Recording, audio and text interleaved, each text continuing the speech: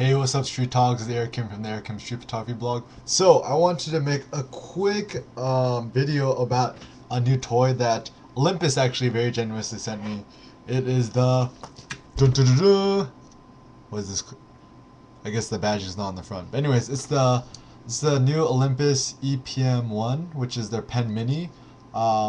Essentially, it's kind of like their smallest entry level micro four thirds camera, and it's really cool because I mean it's really tiny. It's really small, and of course it's got the you know removable micro four thirds mount.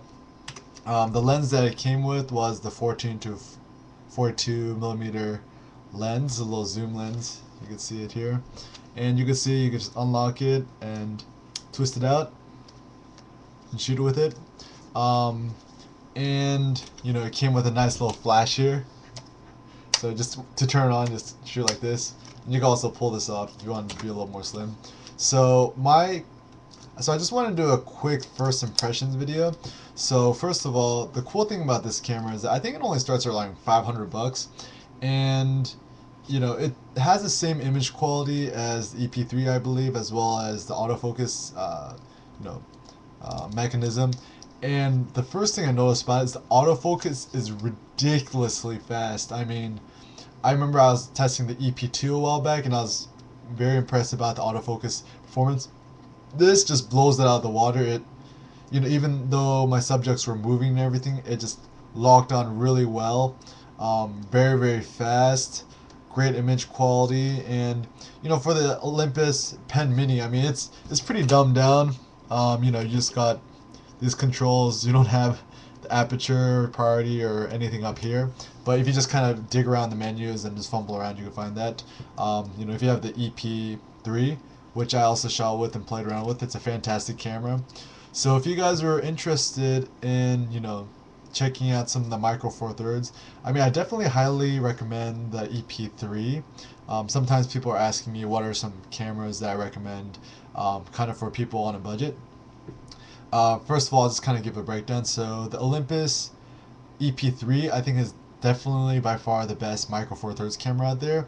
The reason being is that extremely fast autofocus, great settings, good body. This thing is pretty awesome as well. Just toying with this thing.